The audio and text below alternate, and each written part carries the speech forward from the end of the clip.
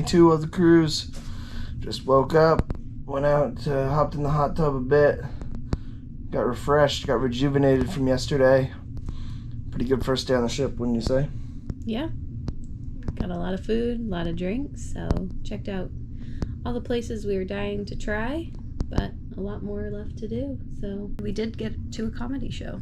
Yeah. Kind of we did the ad late hoc, night. just walking down, trying to go to piano bar, and we're able to Late night comedy with DJ Gooch. Cooch. Gooch. It was good. He's pretty good. Yeah. He it was definitely the adults only one. He told us something I didn't know. I guess there's going to be 6 different comedians over the course of this cruise. Yeah. On the ship. So we got a lot of shows to watch. Yeah. So you played a little craps. We both played some blackjack, and I did some slots. The craps, a little bit of everything.